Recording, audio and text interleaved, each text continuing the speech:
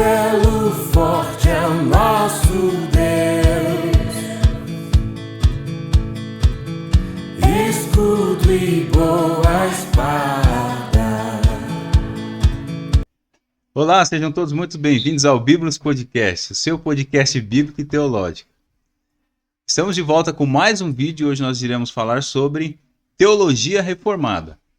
Antes de mais nada, se você gosta de falar sobre teologia, gosta de falar sobre Bíblia, tem interesse em aprender sobre esses temas, já se inscreve no canal, curta a nossa página no Facebook, também nos siga no Instagram e nos ajude compartilhando, comentando, deixando sua opinião. E sejam muito bem-vindos a mais um episódio do Bíblos Podcast. Hoje o formato será um formato simples de perguntas e respostas, onde nós levantamos aqui alguns questionamentos que são feitos sobre a teologia reformada, os questionamentos mais comuns, como por exemplo, quando surgiu a teologia reformada, por que ela surgiu, o significado do termo, e a gente vai falar bastante sobre esse tema hoje. E eu estou aqui junto com o irmão Marcos, ele vai estar aí respondendo junto comigo esses questionamentos, e nós iremos iniciar fazendo a nossa primeira pergunta, que está a nossa produção, que vai nos ajudar aí trazendo as perguntas para nós estarmos respondendo. E é isso, pessoal. Fica até o final do vídeo. Não se esqueça de deixar o like. Se você não é inscrito, já se inscreva aí e nos ajude para que esse projeto ele avance, que a palavra de Deus seja propagada e o reino ele venha a se expandir cada vez mais. E que Deus use as nossas vidas hoje como servos e como instrumentos em suas mãos. E é isso, pessoal. Produção, já vai lançando aí as perguntas que nós estamos aqui prontinhos para responder, né, não, Marcos? Estamos prontos e atentos. A primeira pergunta é para o irmão Marcos. Qual o significado do termo reforma? Já é a primeira pergunta para mim? Ô, Glória! Oh, glória! Bom, vamos lá.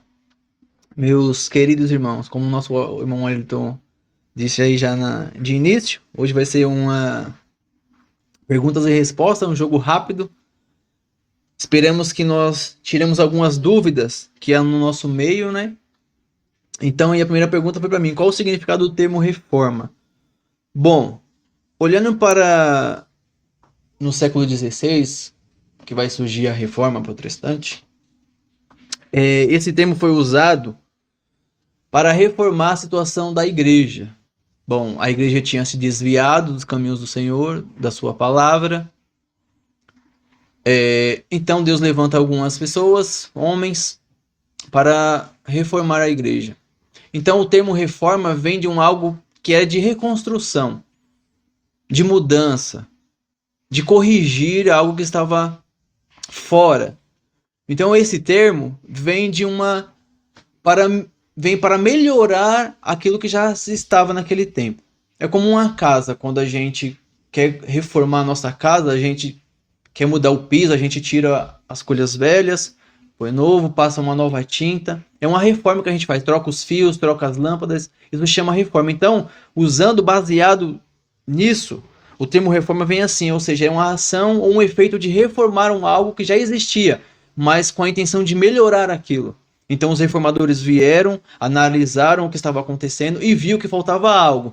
A igreja precisava voltar à verdadeira palavra, precisava voltar às escrituras novamente. E isso se deu o termo reforma, é algo para reformar, reconstruir, corrigir, mudar. Essa foi a ação dos reformadores no século XVI. Eu já passo para o nosso irmão Wellington dar continuidade. Então é isso, pessoal. Vocês viram aí que nosso irmão Marcos, já respondeu a primeira questão. Agora nós passaremos para a segunda questão. E continue acompanhando e nos ajudando aí. Já deixe o seu comentário aí se você também tiver uma dúvida. Quem sabe no próximo vídeo a sua dúvida não apareça aqui e nós possamos respondê-las. Então é isso. Produção, já manda aí a segunda pergunta. E vamos que vamos.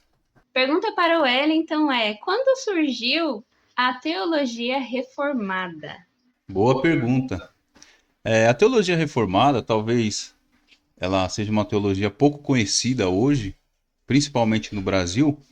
Ela surge lá por volta do século XVI, no ano 1517, a época ali que já foi bem falado pelo irmão Marcos, os reformadores, né, a época da reforma. Então a teologia reformada ela surge nesse período.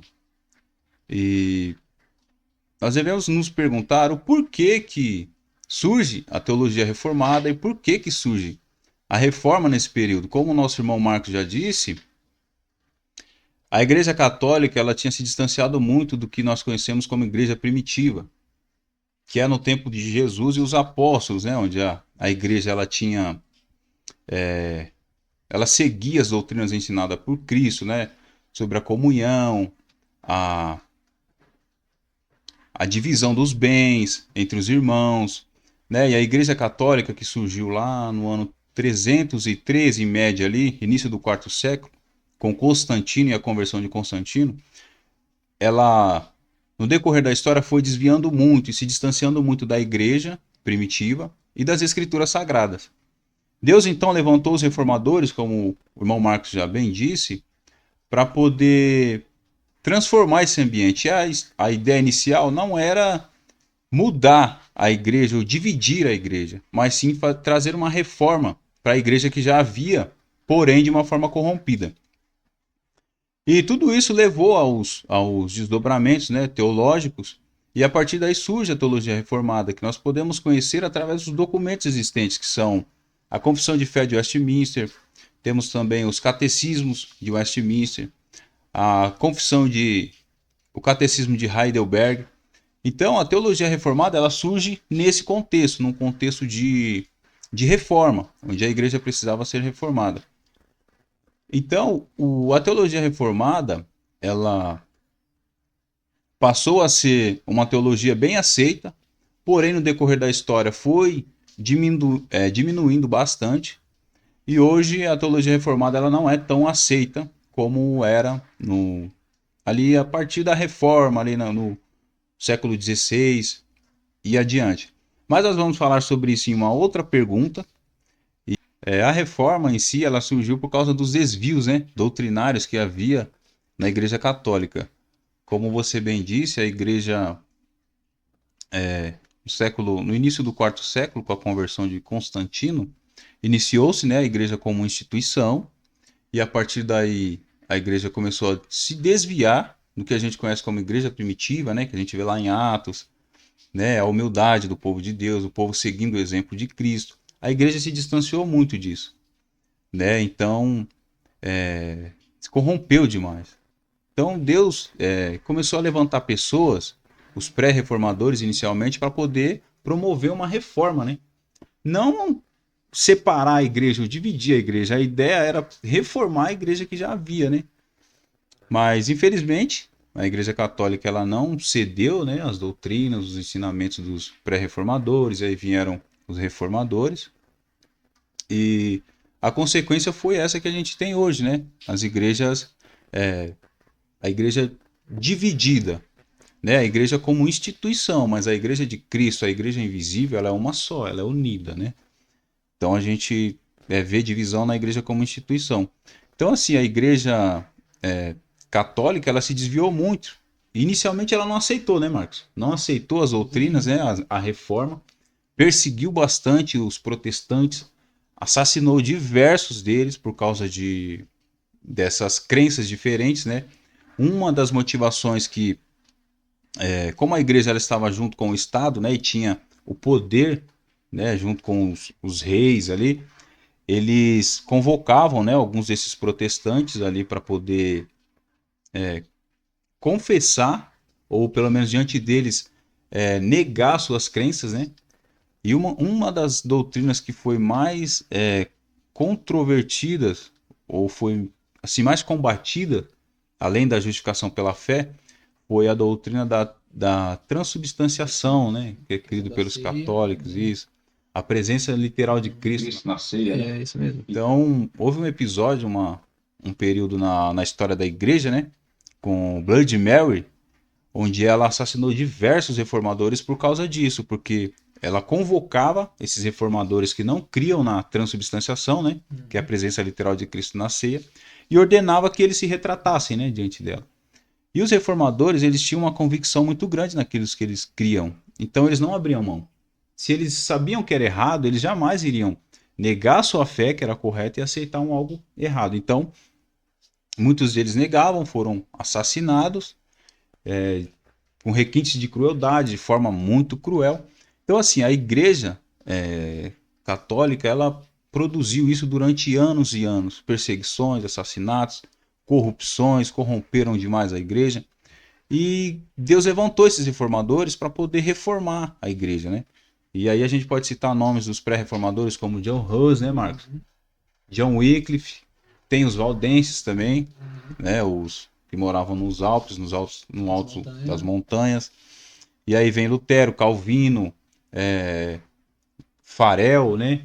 Zwinglio, depois de Calvino. Então, foi isso. Infelizmente, a igreja tomou um rumo muito distante do que deveria, e a reforma ela se fez necessária, né? Para poder a igreja voltar, como o irmão Marcos disse, voltar para onde nunca deveria ter saído, né? Que é da palavra de Deus, a instrução da palavra de Deus, e ter Cristo como o exemplo principal, né? Então, basicamente foi isso. A igreja se corrompeu de verdade e foi necessária a reforma. Pergunta agora para o irmão Marcos. Quem foram os reformadores? Bom, é boa pergunta, né? Falamos da reforma, falamos quando surgiu a reforma e agora quem foram esses, né? Que Deus usou para trazer essa reforma que a igreja precisava, né? Bom, basicamente os reformadores foram homens levantados por Deus, né? Que protestaram, como bem o Wellington disse, contra a igreja católica, né? Isso ocorreu no século XVI. Bom, a igreja tinha, como já bem dito aqui, já tinha se desviado muito daquilo que nós entendemos por o evangelho. Muita corrupção, muita prostituição, o clero tinha se corrompido, bispos, arcebispo, padres, papas, estavam ali, também tinha a venda de indulgências, né? Então, Deus levanta esse homem e esses homens, graças a Deus, tiveram a mesma visão que Deus tinha, que a igreja precisava voltar de novo à palavra de Deus. E como o Elton bem disse aqui, alguns nomes que ele citou, eu quero também citar, que antes de chegar à reforma, a qual muitas pessoas creem, né, e sabem muito bem sobre Lutero, houve homens antes que deram uma faísca ali na sua pregação, no seu fervor, na oração, de trazer de volta a igreja, né, para a palavra de Deus. Como o Wellington disse, John Wycliffe, esse homem foi um teólogo e filósofo. Ele era inglês e também pregou contra a igreja por causa dos seus abusos, das suas heresias. Ele criticou o papado, o clero, porque sabia que estava sendo corrompido ou já tinha sido corrompido. Pregou também porque muitos daqueles do clero do papado tinha muitos bens, porque ganhava em cima dos pobres. Como os pobres não tinham acesso à palavra de Deus, eles usavam a palavra de Deus para tirar dinheiro dos mais necessitados e assim construíam bens para si, riquezas. E John Wycliffe ele pregou contra isso. E ele disse também com o clero que a Bíblia era a maior autoridade que um homem podia ter, e não a tradição católica. E ele depois disso foi considerado herege, foi perseguido, foi morto. Outro também, um pré-reformador que também é muito conhecido, John Hus, ele também citou. Esse também foi um pregador que combatia os abusos da igreja católica na época, né? E clamava que o povo voltasse à palavra do Senhor. E tem uma frase muito conhecida dele, que ele faz assim, quando ele vai morrer, porque depois que ele foi considerado herege, a igreja católica pega ele foi preso várias vezes, mas ele morre em 1415.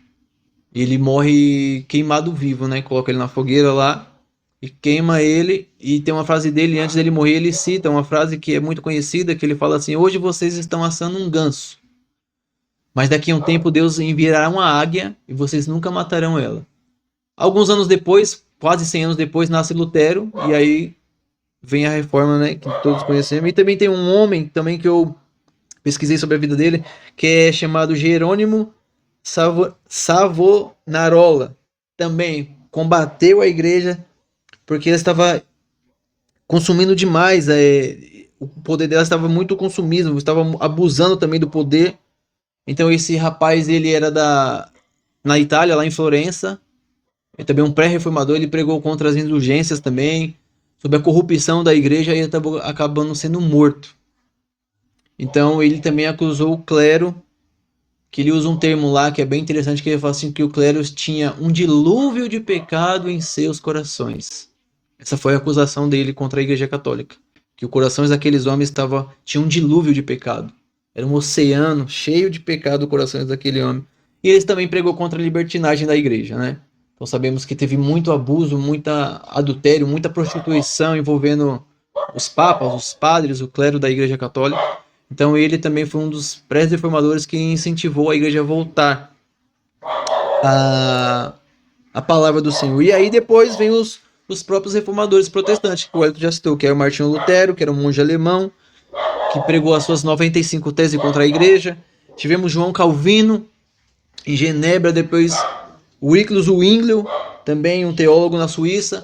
Então todos esses pessoas que nós citamos aqui foram homens que Deus levantou para trazer uma reforma na igreja. Como o Elton falou, a reforma não era para dividir a igreja, pelo contrário, era para melhorar aquilo que já tinha na igreja.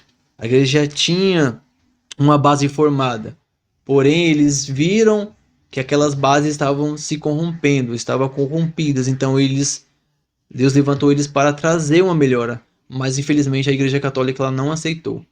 Então, como ele disse, teve várias reuniões, pegavam esses homens diante do seu clero e faziam eles se retratar, mas eles não se retratavam. Então ele era tido como herege, alguns foram perseguidos, mortos. Lutero foi excomungado da igreja, expulso da igreja, e aí deu início à igreja luterana, né? Como muitos entendem. Mas basicamente foram esses homens que trouxeram a reforma, os seus pré-reformadores, os reformadores. E nos dias atuais também, acho que nós estamos precisando muito dessas pessoas, de reformadores, porque nós vemos que a igreja está se desviando de novo em certos aspectos. Desviando o caminho, desviando da palavra, colocando coisas no lugar da palavra do Senhor, tirando coisas da palavra do Senhor. Então acho que precisamos orar e pedir para Deus trazer novos reformadores, que tragam a igreja de volta para a reforma, para as escrituras, para a palavra de Deus. E é isso. Vamos continuar com esse perguntas e respostas. É interessante, né, Marcos, essa questão. A Igreja Católica ela se desviou num nível tão absurdo que quando Lutero ele afixou lá as 95 teses, foi no contexto ali das indulgências, né?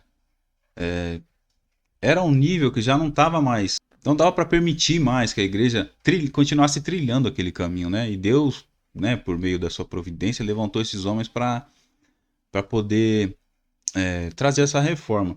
E é interessante o nível que o Papa João X, nessa época, com o sonho, né, de reformar a Basílica de São Pedro, ele autorizou a venda das indulgências ali na região. E um dos vendedores era John Tetzel. E é interessante algumas frases que ele usava para poder induzir as pessoas a comprarem, né, as indulgências, né, e levantar esse dinheiro. E ele chegava num nível tão absurdo que ele dizia que a pessoa que adquirisse uma indulgência, ela sairia, a partir do momento em que ela adquirisse essa indulgência, ela ficaria mais limpa do que depois do batismo. Ou seja, ele colocava uma indulgência como algo mais eficaz do que o próprio batismo em Cristo Jesus. Além disso, ele também dizia que quando você adquiria uma indulgência, você ficava mais puro do que o próprio Adão. Você conseguiria uma pureza acima do próprio Adão.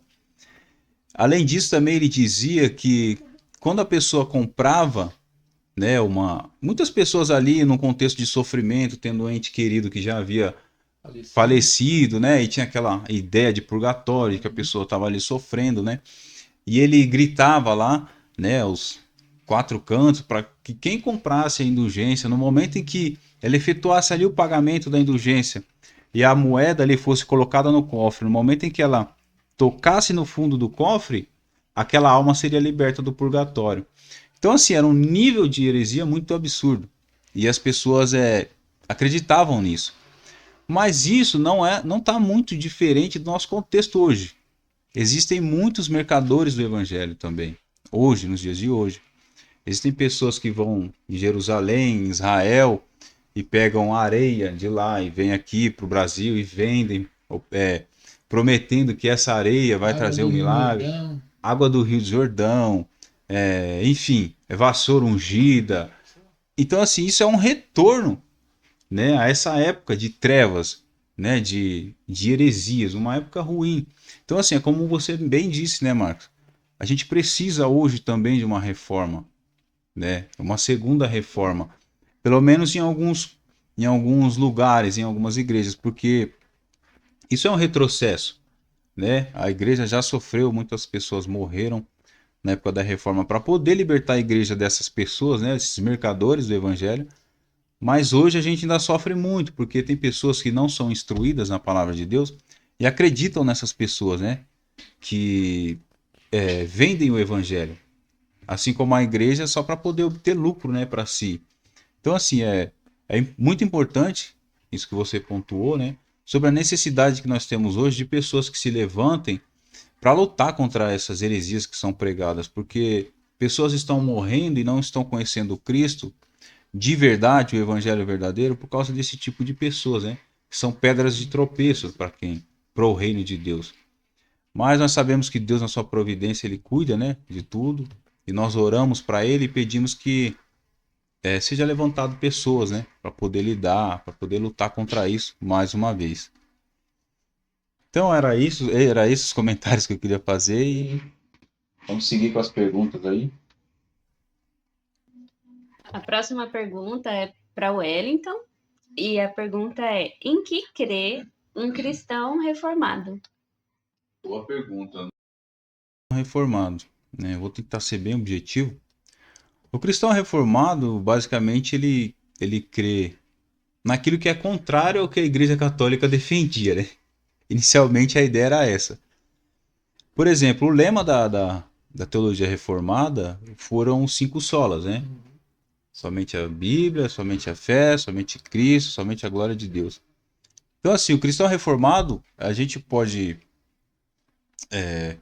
entender no que crê um cristão reformado através dos documentos, né? Os documentos reformados, que são a Confissão de Fé de Westminster, os Catecismo e os Cânones de Dort.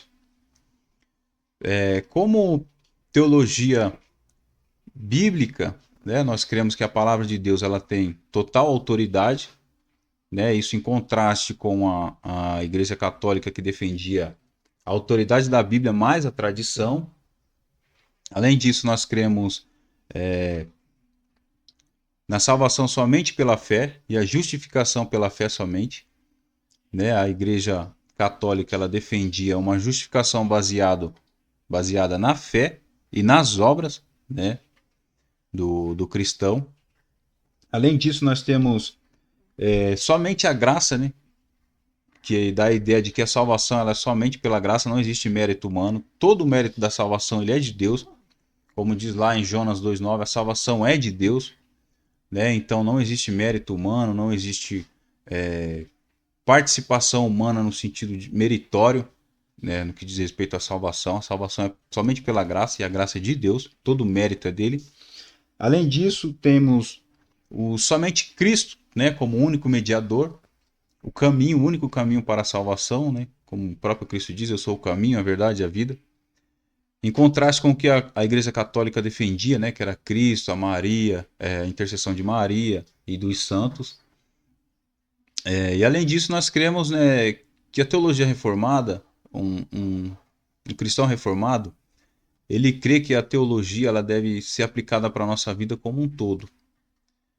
E a teologia ela tem que desembocar numa vida prática. E toda a nossa vida, no contexto geral, ela tem que ser promover a glória de Deus em todos os sentidos. A gente tem que promover a glória de Deus no nosso trabalho, na nossa família, e não só na igreja, em todos os momentos. Então, basicamente, além de todas as outras doutrinas que já são, né, comumente cridas, como a doutrina da Trindade, a deidade de Cristo, união hipostática, né, a doutrina do Espírito Santo. Além disso, nós cremos e defendemos esses 5 lemas da Reforma, né? E no que diz respeito à soteriologia, de forma mais estrita, nós cremos na depravação total, eleição incondicional, expiação limitada, graça irresistível e perseverança dos santos, que eu acho que são temas bem conhecidos. Acho que não se faz necessário abordar cada um deles aqui. Então, basicamente é isso. Além disso, o cristão reformado, ele tem eu costumo dizer que o cristão reformado ele tem uma abordagem bíblica que tem como pressuposto principal a soberania de Deus. Ou seja, o cristão reformado, quando ele lê a Bíblia, quando ele interpreta a Bíblia, ele sempre vai ver Deus por trás. Ele sempre vai ver Deus em sua soberania agindo. Né? Não existe essa questão de que Deus é um mero espectador que fica ali trabalhando de acordo com a decisão humana e tal. A gente entende que Deus, em sua providência e sua soberania, ele está por trás de todos os acontecimentos, quer sejam acontecimentos bons, como também os ruins. Né? Então, resumidamente, o cristão reformado ele é esse cristão, aquele que vê Deus em tudo, né? E ele dedica toda a glória, toda a honra e todo o mérito a Deus. Então, basicamente é isso, né, que o cristão reformado crê. E sigamos aí com as perguntas.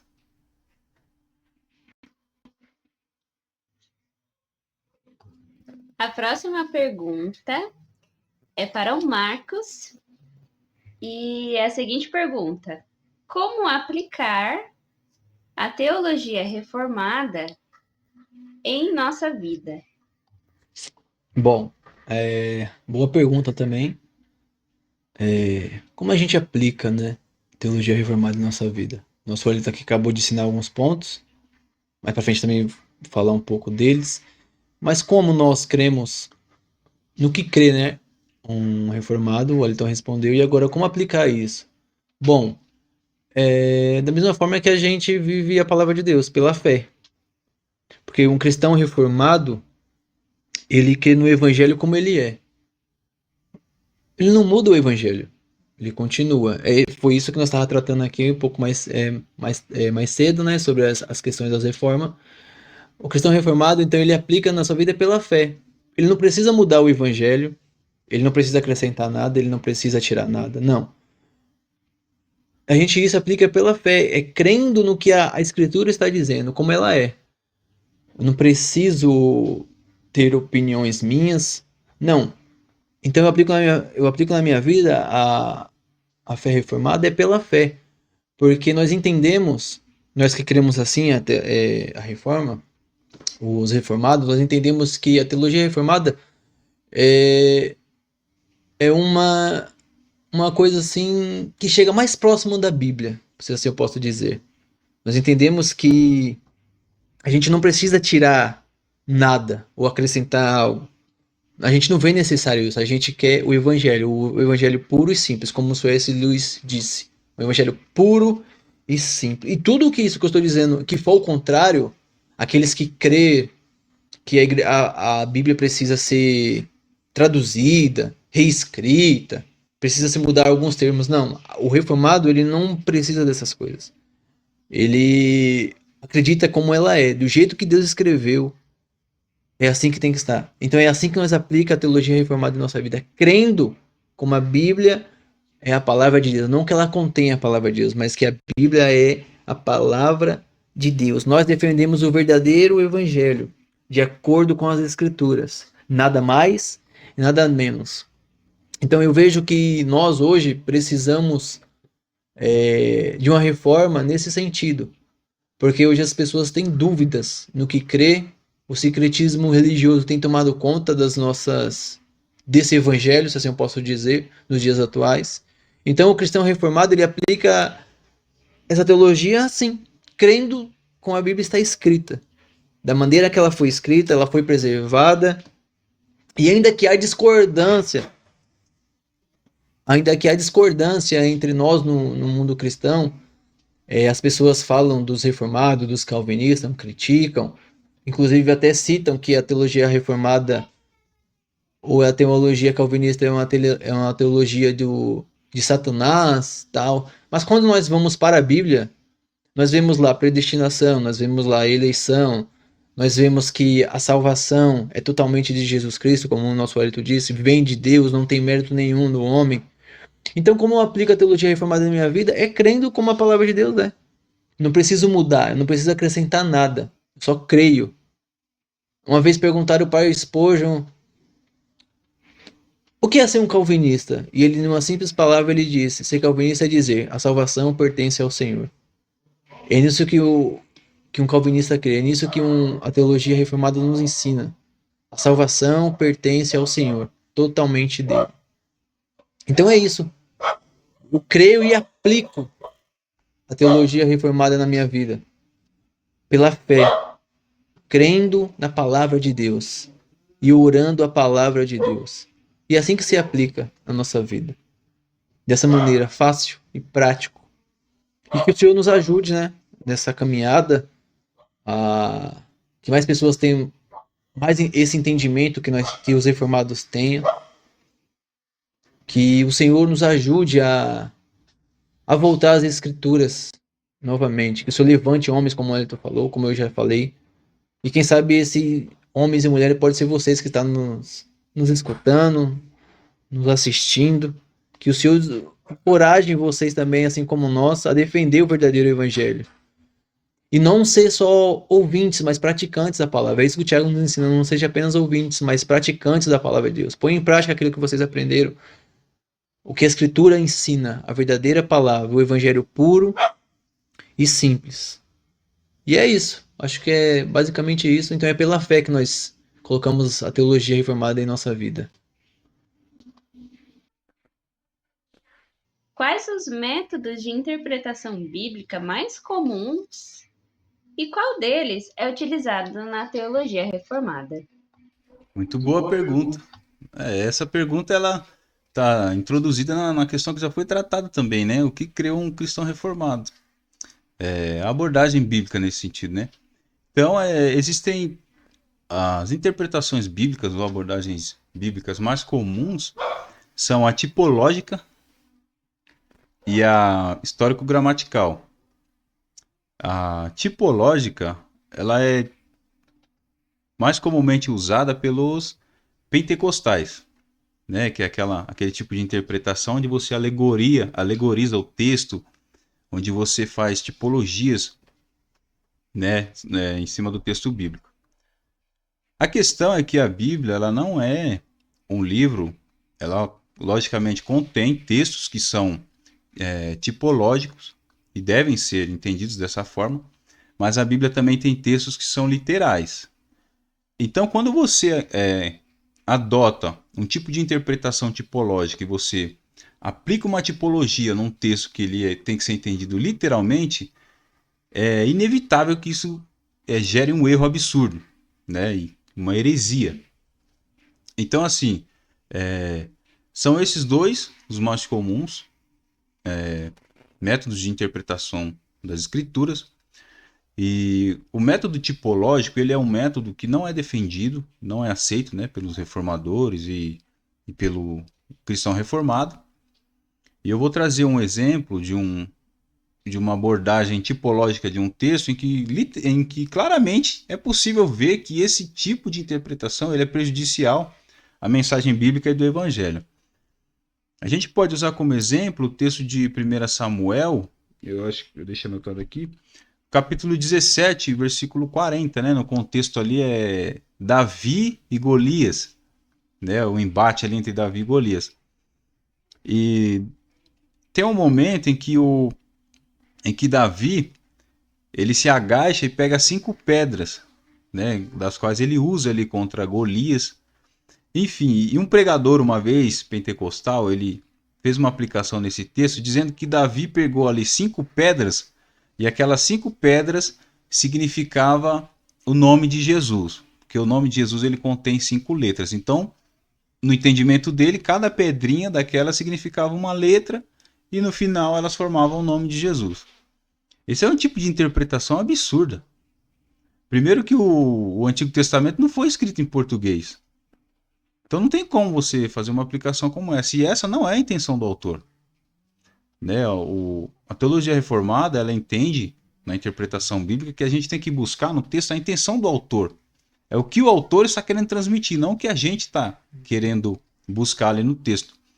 Então, esse método de interpretação alegórica, que dá o sentido de buscar algo mais profundo no texto, ele acaba desembocando em muitos erros, né? E um afastamento absurdo das escrituras, né? Da mensagem do autor e da intenção do autor, que é o que realmente tem relevância, né? Na interpretação bíblica. A gente nunca pode interpretar a Bíblia baseado naquilo que a gente está entendendo, mas o que o autor ele quer transmitir. A segunda abordagem bíblica, o método de interpretação, que é o histórico-gramatical, né, defendido pelos reformadores, que é o correto, ele já é um método um pouco mais profundo e mais, como é que fala? E mais benéfico, né, na interpretação das escrituras. Por quê? O método de interpretação histórico-gramatical, ele vai analisar de forma lexical os termos, ele vai analisar a gramática, ele vai analisar, né, os termos no original, ele vai fazer uma busca no contexto ali cultural, né, os costumes da época, o contexto ali em que o autor ele pretende tratar. Então, assim, o método histórico-gramatical ele está dentro dos mais comuns e ele é o método que é usado na teologia reformada. Calvino ele é considerado até hoje um dos maiores exegetas que já houve, né, que já existiu. Isso não é só por calvinistas, tá? Existem católicos que eu já li, católico que odeia a teologia calvinista, mas assume que Calvino foi um exímio exegeta.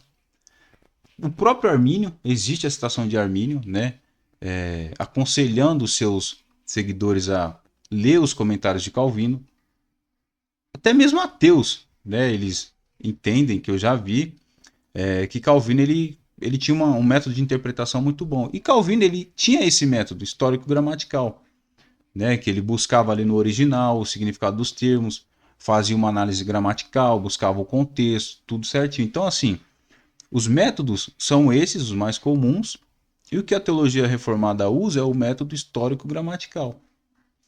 Então, já aproveitando o ensejo, se você é um intérprete das escrituras e não usa esse método, né, eu aconselho que você use, que você estude sobre o método histórico-gramatical e aplique ele nas suas leituras e nos seus estudos, que você vai ver quão rico pode se tornar a sua interpretação partindo dessa interpretação. Calvino ele tinha uma característica única, né, quando ele fazia as suas exegeses. Ele sempre se mantinha o mais próximo possível do texto. Se você pegar os comentários de Calvino, até mesmo nas institutas, né, toda vez que ele aborda um texto, você vê que ele é bem objetivo. Ele lê o texto ali, ele faz essa análise contextual, gramática e já faz uma aplicação direta. Porque ele dizia que quanto mais você cria abstrações, quanto mais você enfeita o texto, quanto mais você busca algo no texto que o texto não tem e não está ali demonstrando, mais longe da realidade do texto você fica. Então, eu já vi uma vez, eu acabei de lembrar, um irmão chegou para mim com um livro com mais de 1000 páginas. E todo alegre. Nossa, olha esse livro aqui, acabei de comprar, um livro do autor tal. Aí eu peguei e falei, esse livro trata do quê? Ele pegou e falou, trata de Efésios 2, o versículo eu não lembro. Aí ele pegou e falou para mim, esse livro inteiro, com mais de 1000 e poucas páginas, ele trata de só um versículo da Bíblia. Eu olhei assim e falei, mas que absurdo, como é que o cara escreve mais de 1000 páginas em um versículo só? Imagina o que não tem ali. Então assim, o método mais seguro de você interpretar as escrituras é você tentar ser objetivo, é você não se afastar muito do texto, né, da realidade que o autor quer passar. Então esse é o método, né, que a gente usa na teologia reformada. E mais uma vez, se você não utilizou ou não utiliza, faça o teste. né? Use o estude, pesquise sobre o método histórico-gramatical e veja quão rico pode se tornar a sua interpretação bíblica e os seus estudos. Então, basicamente é isso, né? Os métodos são esses. Existem mais, claro, mas esses dois são os mais comuns. E essa é a minha resposta e continuemos aí com as perguntas que tá show de bola. E se você está assistindo a gente não é inscrito, já se inscreva no canal, nos siga no Instagram e curta a nossa página no Facebook. E é isso. Eu quero aqui também pegar o gancho que eu estava falando, porque sobre a interpretação da Bíblia, né? De interpretar os textos. Porque a mal interpretação de um texto causa heresias. E a heresia é um pecado. Então, é bom lembrar aqui vocês que querem, têm a vontade de pregar, estão iniciando na pregação, tomem muito cuidado, porque Paul Walsh, ele diz algo muito interessante e eu guardo comigo. Ele fala assim, que quem prega, a pregação, ou aquela pessoa que prega, ela corre um risco muito grande. E é muito perigoso você pregar. Por quê? Porque ele fala sobre os falsos profetas. Jesus fala assim, acautelai-vos dos falsos profetas. Por que os falsos profetas? Porque a mal interpretação pode causar heresias, pode matar pessoas, e eu digo pessoas não no corpo físico, mas no seu espírito. E às vezes a gente olha as pregações de muitas pessoas por aí e vê, como o Elton disse, que a pregação não está conforme o contexto. As pessoas leem um texto, fogem do texto e nunca mais voltam para o texto. Hernandes Dias Lopes ele diz isso. Então, você que tem a intenção de pregar, tome muito cuidado, porque pregar é perigoso. Ou você é um servo fiel e amante das Escrituras, ou você pode ser considerado um falso pastor e herege. E Deus pode pesar a mão sobre você. Então, se você tem a vontade de ministrar, de pregar, estude bem as Escrituras. A teologia nos ensina que a Bíblia interpreta a própria Bíblia. Então, volto a falar, se você tem a vontade de pregar, tome cuidado. Estude, usa as coisas certas para você interpretar a Bíblia, como o Elton já falou aqui. Mas pregue somente a palavra de Deus. O evangelho puro e simples, nada além disso. Nada mais disso. Então, vamos continuar aí, que ainda tem mais algumas perguntas para ser respondidas neste vídeo. Muito bom. E agora estamos já na 7ª pergunta e é para o Marcos. E a pergunta é: quais os pontos que a teologia reformada defende? Boa. Bom, o Elton já citou aqui os pontos, né? Mas então eu não quero ficar muito aqui respondendo de novo, mas quando a teologia reformada ela surge no século XVI, né, com providências de Deus e dos reformadores e tal, os reformadores então eles criam 5 pontos, né, que vai ali mais ou menos resumir o que foi a reforma protestante. Então o sola fide, que é somente a fé, o sola escritura, que é somente as escrituras, o solus Christus, que é somente Cristo, o sola gratia, que é somente a graça, e soli deo gloria, somente a Deus a glória. Então esses pontos, eles resumem bem o que foi a reforma, né? Eu quero aqui só passar por cima, porque o Elton já disse sobre eles. O que é somente a fé? Ou seja, os reformadores eles entendem que a justificação ela vem por meio da fé. E essa fé ela não está ligada em um objeto ou em algum lugar. Não, ela está centrada somente em Cristo. Então a justificação ela vem por meio da fé em Cristo Jesus. E não por obras. Né? E aí tem aquele detalhe. E o que faz com Tiago? Tiago é contra, né?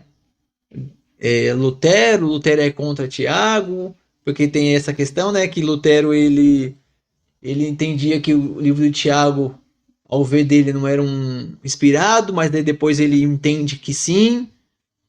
Então a questão é a seguinte, é que quando nós somos justificados pela fé, somos salvos pela fé mediante a Cristo, algo acontece com nós, o que? Uma mudança. E essa mudança, junto de nós, vem com obras. Ou seja, eu não faço obras para ser salvo. Pelo contrário. Eu sou salvo, então eu faço as obras. E a Escritura? A Escritura é somente ela. Não tem nada além da Escritura para um reformado. Não, é somente a Escritura. Ou seja, ela é a autoridade final. Para nós que cremos assim, ela é a nossa autoridade, ou seja, ela é suficiente para a nossa base de fé. A gente não precisa de nada, não precisa acrescentar nada, não precisa tirar nada, não. Somente a Escritura. Isso quer dizer somente a Escritura. Ou seja, a Escritura é suficiente para nós, para a nossa vida cotidiana, para a nossa salvação, para nós entendermos a vida eterna. E Cristo, nós entendemos que só existe um para nós também. Somente Cristo. Ou seja, esse Cristo, o nosso Senhor, ele é um mediador entre Deus e os homens. Não há outro mediador entre Deus e os homens. Só é por meio de Jesus Cristo. Isso é somente Cristo, ou seja, é Cristo para nós, sempre, hoje e para todos. E a graça, somente a graça. Ou seja, nós entendemos que nós somos salvos pela graça de Deus. Ou seja, a salvação é um presente que Deus nos concede. Isso é chamado de graça. Um favor imerecido. A gente não merecia, mas pela graça de Deus, pelo seu favor imerecido, ele nos concedeu. Lutero ele diz uma frase que é muito interessante quando ele diz assim, ó: pelos meus méritos ganhei o inferno, mas pela graça ganhei o céu. Então, quando nós olhamos para a questão da salvação, nós entendemos que a obra é totalmente de Deus. Foi totalmente pela graça nós fomos salvos. Nada além da graça. E o último, que é só, né, Deus dá glória, é que nós entendemos que toda a criação, todo ser humano, deve render glória somente a Deus. Por tudo que acontece na nossa vida, o que ainda vai acontecer somente a Ele. Ele diz, ele não divide a sua glória com ninguém. Não há outro Deus além dele e não haverá outro Deus além dele. Deus é o centro de tudo. Então nós, como reformados, e eu não falo isso aqui porque eu sou um, mas que todo cristão, também um bom cristão, ele deve entender que só devemos dar glória a Deus. Não é a homens, não é às coisas, à criação, aos anjos, não. Somente a glória pertence a Deus. Então esses são os pontos que formam o resumo da reforma. Somente a fé, somente Cristo, somente a graça, somente a Escritura e somente a Deus a glória.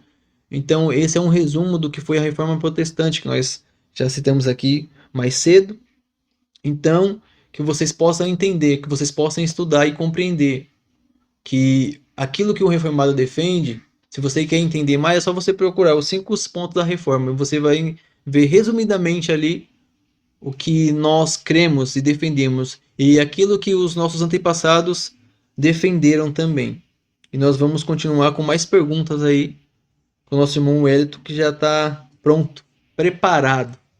Isso aí, glórias. É bem interessante, Marcos, isso que você falou sobre os pontos da reforma, porque a gente consegue ver, né, como você já havia falado, que a igreja hoje precisa de uma reforma, novamente. E isso vem a calhar, porque a gente vê que esse foi o lema da reforma, né? Esses 5 brados, os 5 solas. E a gente consegue perceber que mesmo hoje, depois de tanto que já foi feito, tanta luta, essa ideia essa ideia meritocrática, né? E de que o homem ele contribui para a salvação e que depende dele, ela está enraizada ainda, né? Na mente da cristandade atual. Por exemplo, se você olha pro primeiro ponto que você citou, ou pelo menos o que eu coloquei aqui, que é somente as escrituras, né? As escrituras têm autoridade máxima. Então, quem vai determinar, quem vai regir as doutrinas é a escritura, somente. Mas o que a gente vê hoje são pessoas que não se submetem às escrituras, né? Como um todo. Né? Querem ter autoridade igual ou até mais que as escrituras. De maneira que se você questiona, né, determinados pontos ali, como algo que não está na escritura, como, mas eu, enfim, né, eu não entendo assim, mas eu acho que é assim, eu entendo de tal forma, mas o que define não é o que eu entendo, não é o que eu acho, né, é o que a escritura diz. Então, se a escritura estabelece uma doutrina como correta ou como errada, não tem o que se discutir, né, e ou é a escritura que rege ou não é, né. Então, infelizmente, isso existe ainda hoje, né? A gente vê nas igrejas a insubmissão às escrituras como regra de fé e prática e autoridade máxima. Na questão da fé também, somente a fé, a salvação ela é somente a fé como um meio, né? Para a gente alcançar. E a gente vê hoje muito, né, Marcos, as pessoas querendo atribuir a salvação, não somente a fé, é a fé, mas aquilo que eu faço, né? É a fé mais os meus méritos, as minhas obras, né? Então, até hoje a gente vê isso, né? As pessoas têm uma dificuldade absurda de aceitar que é Deus quem salva, né? Que tudo provém de Deus, inclusive a fé, né? A gente vê os debates aí, né? Não tem como. As pessoas querem ter. O homem não tem como. Então, infelizmente, isso está muito enraizado ainda na nossa cristandade hoje. E aí você olha para a questão da graça, né? Os méritos. O ser humano ele quer naturalmente ter mérito, ele quer ter uma participação, né? Mas eu escolhi pelo meu livre-arbítrio, né? Se não fosse a minha decisão, se não fosse o meu ato de crer que partiu de mim, eu não seria salvo. Então, traz aquela ideia de mérito, né? E é natural do ser humano, né? Quando ele ainda não teve os olhos abertos ainda de verdade, né? E entendeu a sua miséria, a sua depravação, a sua incapacidade, e ele se entrega totalmente a Deus, né, e a sua providência. Então a gente vê muito isso hoje, infelizmente é lamentável. E a questão de Cristo também, né, Cristo como nosso único mediador. Mas na verdade o que a gente vê em muitos lugares é Cristo mais eu, né, Cristo mais os meus méritos, Cristo mais o meu esforço, né, Cristo mais o meu livre-arbítrio. Então são alguns pontos que eu queria levantar que eu acho que é pertinente, né? Porque infelizmente a nossa igreja, né, a nossa teologia hoje, as nossas doutrinas, elas têm sido atacadas, né, e elas têm sido trocadas, né, a doutrina bíblica real, ela tem sido trocada por esses entendimentos aí que não, infelizmente já são coisas que foram tratadas, né? E infelizmente a gente retorna de novo a cometer os velhos erros. É aquilo, né? Quando a gente não conhece a história, quando a gente não busca entender as coisas, a gente acaba caindo em erros que já foram tratados. E é triste, né? Porque hoje a gente tem uma oportunidade que os primeiros cristãos não tiveram, né? Exatamente. Ou seja, podia ser mais fácil pra gente. A gente tem acesso às coisas muito mais fáceis do que eles, né? Então a gente vê, que nem você acabou de falar, somente Cristo. Mas parece que eles tiraram Cristo, né, do centro e colocaram eles mesmos. Não, o centro sou eu, como já ouvi pregadores falando que o ponto fraco de Deus é o ser humano. Não é. Exatamente. Não é o ponto fraco. A gente não somos nada. Aí fala, Jesus morreu porque a gente era tão bom. Não, foi pelo contrário. Ele morreu porque a gente era ruim mesmo. Por isso que ele teve que morrer, porque ele foi bom. A verdade é que é essa, que a história da Bíblia não é a nossa história, não é a história do ser humano, do homem, não.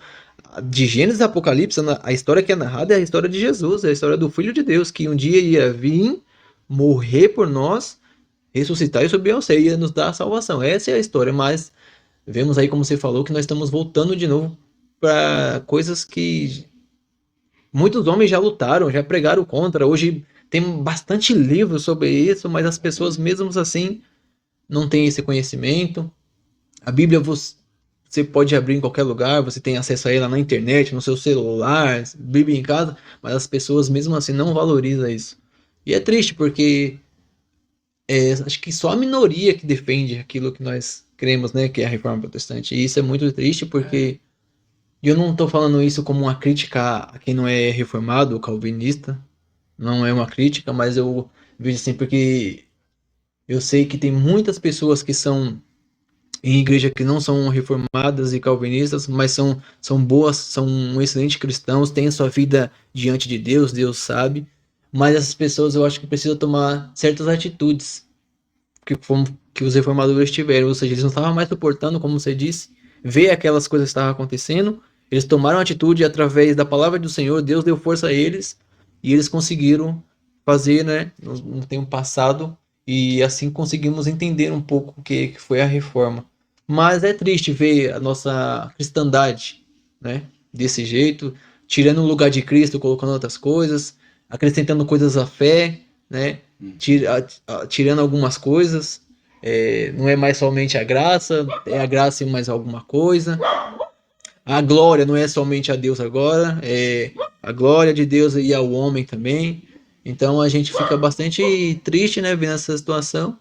E vamos orar para o Senhor que Ele levante, né? Como já vamos falar daqui, outras pessoas outros reformadores, né? Que Deus levante aí, que nos ajude a mudar esse cenário da cristandade brasileira.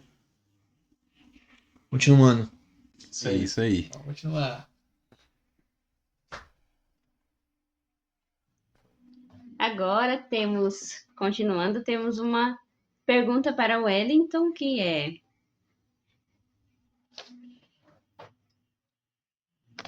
por que a teologia reformada não é predominante hoje? Boa pergunta. Muito boa pergunta. A teologia reformada, ela não é predominante hoje, eu acredito, porque ela é uma teologia um pouco difícil de ser aceita no sentido racional, né? A teologia reformada, ela só é aceita, né, por aqueles que têm um entendimento mais espiritual das coisas, né? Que conseguem entender pontos que são cruciais no que diz respeito à vida cristã. Voltando um pouco na história, eu acredito que uma das principais causas seja a influência de alguns movimentos que surgiram durante a história da igreja, após a Reforma. A Reforma trouxe, né, esse conceito de teologia reformada de uma forma bem forte. Esse conceito perdurou por um tempo como sendo bem aceito. E aí surgiram movimentos como o Iluminismo, né, no volta ali do século XIX, se eu não estiver enganado. Teve também a questão do racionalismo, que defendiam a ideia de que tudo aquilo nas escrituras que não pudessem ser entendido racionalmente não deveria ser crido, né? E o iluminismo ele veio trazendo esse conceito, né, de que tudo que não fosse possível se entender racionalmente deveria ser rejeitado.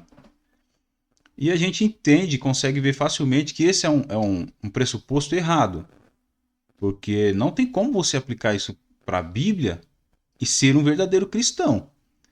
Porque, por exemplo, quando a gente olha para a doutrina da Trindade, o nascimento virginal são coisas que não dá para se entender racionalmente. Como é que você vai entender racionalmente uma doutrina que diz que Deus é um só em essência, mas é dividido em 3 pessoas distintas? Como é que você vai entender que uma virgem concebeu e deu à luz a um filho que provém do Espírito Santo e que é o Filho de Deus? São coisas que você não entende racionalmente. Então, esse conceito aí racional, ele surgiu e ele perdura até hoje, né? E a teologia reformada, ela não detém esse conceito, pelo contrário. Então, assim, por que a teologia reformada ela não é predominante hoje? Por causa disso. Esse racionalismo, essa herança do iluminismo que ficou na maioria das pessoas, né, que só se deve entender aquilo que é racionalmente aceito, ele dificulta um pouco as pessoas de entenderem a teologia reformada no seu contexto mais abrangente, né, abrangendo todas as doutrinas. Hoje, a maioria das pessoas, se você disser para ela que Deus, em sua soberania, ele determina a salvação de algumas pessoas e não de outras, a primeira coisa que a pessoa vai dizer é: não, isso não faz sentido. Deus é amor, né? Então, racionalmente, isso não dá para ser entendido. O que a pessoa faz? Ela rejeita, né? Isso é herança racionalista. A pessoa ela não consegue entender de forma racional aquilo, então ela, de forma imediata, ela rejeita. Então, existem outros pontos, né? Como que Deus elege pessoas, né? Umas para salvação, outras Deus preteriu, né? Passou por cima, deixou seguir o seu curso natural. Tem também a questão da expiação, né? Como que um Deus amoroso envia seu filho para morrer por algumas pessoas e outras não. Então você sempre vai ver as pessoas que não são adeptas da teologia reformada recorrendo ao racionalismo, dizendo, mas isso não dá para aceitar racionalmente. Então ela rejeita. Então assim, a doutrina reformada ela não é aceita por causa disso, né? Ela não é uma das mais aceitas por causa disso hoje. Porque o que é mais fácil? Você lidar ali com um dilema racional, mas se submeter às escrituras e procurar crer da forma que ela ensina, independente se para você faz sentido ou não, né? Se submeter ao poderio e à soberania de Deus. O que é mais fácil? Você fazer isso ou você recorrer à razão? Né? Obviamente que é mais fácil recorrer à razão. As pessoas preferem, né? Então é por isso a teologia reformada ela tem essa dificuldade de aceitação por causa disso, né? Porque a gente se submete inteiramente às escrituras. Vai haver momentos nas escrituras em que você vai ler textos, ações de Deus, em que para a gente não vai fazer sentido, mas é o que a escritura diz. Ou a escritura que vai reger a nossa doutrina, ou é a nossa mente. Eu prefiro ficar com as escrituras, né? Mas a grande maioria prefere negligenciar isso, deixar as escrituras de lado, dar um jeito de transformar o que a escritura está dizendo em outra coisa, baseado no racionalismo, na razão. Então, assim, eu acho que a teologia reformada hoje ela não é tão aceita por causa disso, né? O ser humano ele tem essa tendência, essa herança racionalista de querer entender as coisas baseado na razão. Então, tudo aquilo, inclusive a doutrina reformada, que não passar pelo crivo da razão caída, pecaminosa, né? Que a gente tem que lembrar disso, deve ser rejeitado. Então, assim, é mais fácil você aderir a qualquer outra teologia, né? Que pode ser aceita de forma racional do que a teologia reformada. Então, assim, é aqui que a gente vê, né? É aqui que a gente separa os homens dos meninos, vou usar esse termo. É a escritura mesmo que rege a nossa vida cristã, as nossas doutrinas? Se independente se faz sentido para mim ou não, eu tenho que aceitar. Agora, se não é as escrituras, aí já é outra história. Aí a gente entra numa situação difícil, dificultosa. Então, assim, eu acredito que é por isso, né? Essa herança do iluminismo, do racionalismo, que inclinou as pessoas a querer entender as coisas baseado na razão, né? Então, isso é difícil de ser aplicado nas escrituras, né? Porque, como eu disse, tem textos aí, doutrinas que são dificilmente entendidas racionalmente. Então, eu acredito que basicamente uma das causas principais é essa. Eu penso que sobre esse assunto do porquê essa dúvida inclusive é minha, né? Eu que perguntei, queria saber o porquê disso. E sobre esse tema, me faz lembrar um detalhe, que eu acredito que uma das coisas que mais fazem ser difícil nós aceitarmos essa verdade está relacionado muito com o nosso ego, né? Sim. Porque não faz sentido até você não entender qual é a sua posição diante de Deus. Enquanto você ainda não entende o significado do pecado, da natureza pecaminosa, enquanto a gente ainda não tá sem a noção do quanto isso de fato nos afasta de Deus, aí é difícil, não faz sentido. Quando no começo foi assim para mim, as coisas nada fazia sentido, porque eu não tinha essa noção. Eu não entendia, não, mas eu faço só coisas boas, né? Eu nem sequer minto, então não faz sentido para mim esse negócio de predestinação, enfim, até que Deus, na sua infinita misericórdia, ele permite que nós tenhamos a prova das nossas limitações, né? A gente, graças a Deus por isso, né? Passa por coisas na vida que nos permite enxergar essa limitação que nós temos. E aí o nosso ego vai caindo, aí a gente vai vendo que, nossa, Paulo mesmo falou, né? O bem que eu quero, eu não faço.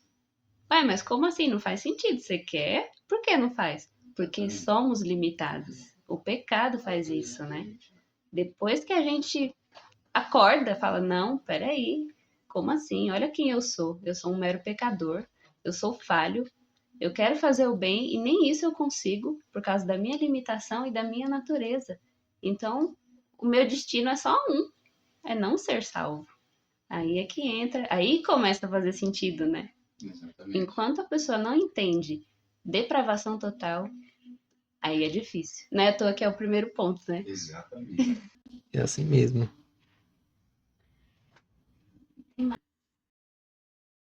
E agora a nossa nona pergunta é para o irmão Marcos. É a última pergunta, inclusive. E a pergunta é a seguinte: posso ser salvo se eu não for reformado ou calvinista? Boa pergunta. Claro que não. Brincadeira. Claro que não. Tem que ser reformado ou calvinista para ser salvo. Não vai. Não vai. Bom, gente, brincadeiras à parte. Mas claro que sim. Você pode ser salvo, sim. Jesus não instituiu isso por meio da salvação. Ele não pregou, para ser salvo, você tem que ser reformado ou calvinista. Não. Claro que não. Ele diz, vinde a mim todos os cansados, e eu vos aliviarei. Ele diz, se vocês crerem em mim e a minha palavra estiver em vós, tudo o que vocês pedirem eu vou fazer. Bom, então assim, Jesus nunca usou esses termos. Então, a questão de ser calvinista ou reformado é um termo doutrinário ao qual nós cremos. Nós escolhemos ir por esse ponto porque nós entendemos que é um ponto que se aproxima mais próximo da Bíblia, né? Se você quer saber se você pode ser salvo ou não, porque você não é calvinista ou é reformado, é só você ir pro ladrão da cruz. Pergunta para ele. Se um dia você permitir, pergunta qual foi as perguntas que Jesus fez para ele. E aí, você acredita nos 5 solas? Você acredita na tulip, né? Nos 5 pontos do calvinismo? Ou você, né? Você é arminiano? Você é calvinista? Não, essa não foi a pergunta que Jesus fez para ele. Pelo contrário, ele fala: Senhor, lembra-te de mim quando entrares no teu reino. Jesus olha para ele e diz assim: hoje estará comigo no paraíso. Pronto. Ele não era calvinista, às vezes ele nem sabia o que ia ser isso, porque muitos anos atrás não sabia que ia ser calvinista, não sabia que ia ser reformado. A salvação, irmãos, não está baseada nisso, no que a gente entende que calvinista ou reformado. Não, a salvação está baseada no que Cristo fez por nós, no mérito de Cristo. Então, se eu creio em Jesus Cristo como meu único e suficiente Salvador, me arrependo dos meus pecados e confesso Ele, eu sou um salvo e eu vou ser salvo. Efésios 2,8 diz isso, né? Somos salvos pela graça, mediante a fé em nosso Senhor Jesus. Ou seja, é pela fé em Cristo Jesus que alcança a salvação.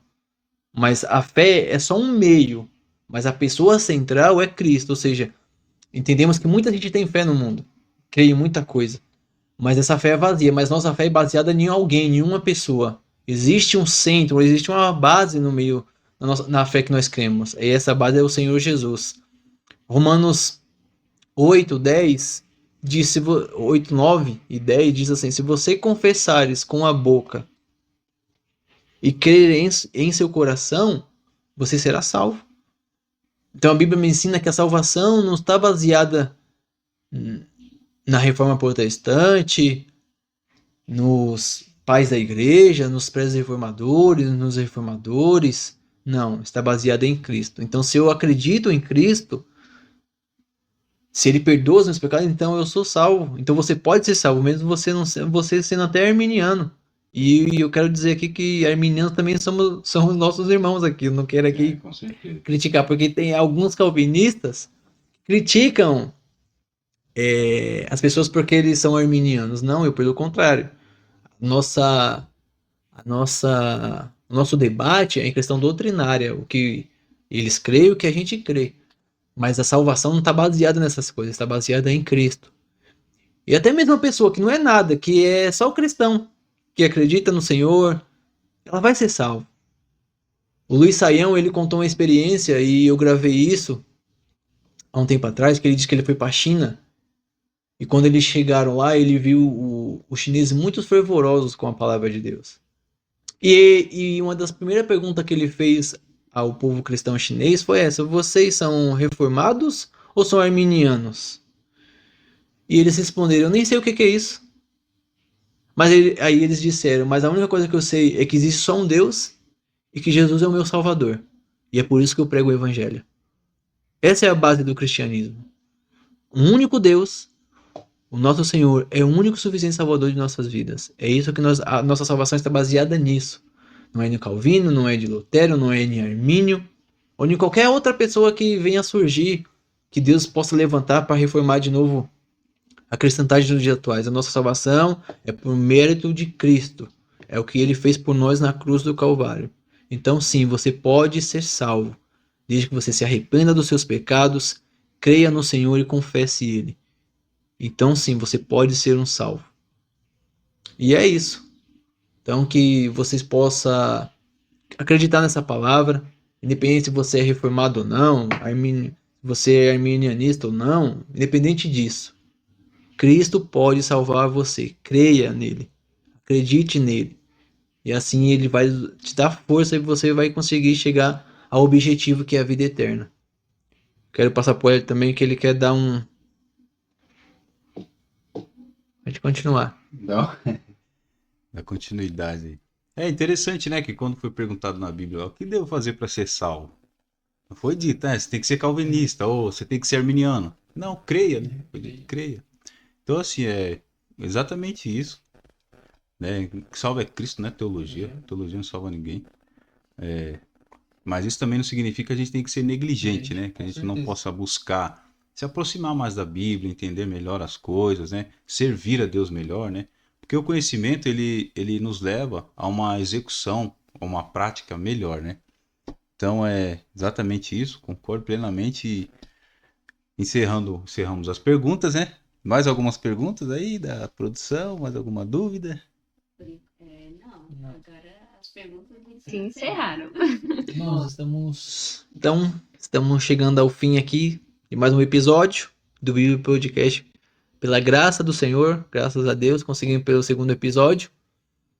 E estamos aqui pedindo a vocês que nos ajudem em oração, que você possa compartilhar esse vídeo, deixe o seu comentário aí, com sugestões, com mais perguntas, que no próximo programa a gente possa responder. Também aqui quero lembrar também, fizemos camisetas para a glória de Deus. Deus tem abençoado a gente aí com as camisetas aí do Bíblia Podcast. Então que o Senhor possa compartilhar esse vídeo, nos ajudar, nos deixe sugestões, faça a sua pergunta, nos apoie aí. E se você quer ser o nosso patrocinador, estamos precisando. As portas estão abertas aí para nos ajudar, não é não? É isso aí. Nos ajudem aí, pessoal. Quem puder, a gente expandir, melhorar aí no nosso projeto. Nós estamos no início, né, desse projeto, né, Marcos? Sim. Estamos dando o nosso melhor aí, nos esforçando muito para produzir um conteúdo com qualidade, tanto visual como audível para vocês. Mas a gente está receptivo aí a qualquer tipo de ajuda, né, para poder a gente melhorar, tá melhorando cada vez mais e produzindo um conteúdo com mais qualidade. Então é isso. Sou muito grato a Deus por mais essa oportunidade. Espero que Deus continue nos dando força, capacidade, ânimo para poder tá seguindo com esse projeto aí. O nosso objetivo principal, né, Marcos, é a glória de Deus, né, é servir ao reino de alguma forma. Então, sou muito grato a Deus por essa oportunidade. E é isso, pessoal. Estamos aí, contamos com a ajuda de vocês e Deus abençoe. Lembrando, microfones também a gente adquirimos, para a glória de Deus. Foi uma luta esses microfones aqui, vocês não sabem, meus irmãos. Foi uma luta. Mas conseguimos, para a glória de Deus, o microfone. Então é isso que o Edson falou, que vocês possam nos ajudar aí. E que Deus abençoe a vida de vocês. E que nós vemos vocês no próximo programa, se assim for da vontade de Deus. Até lá. Deus abençoe.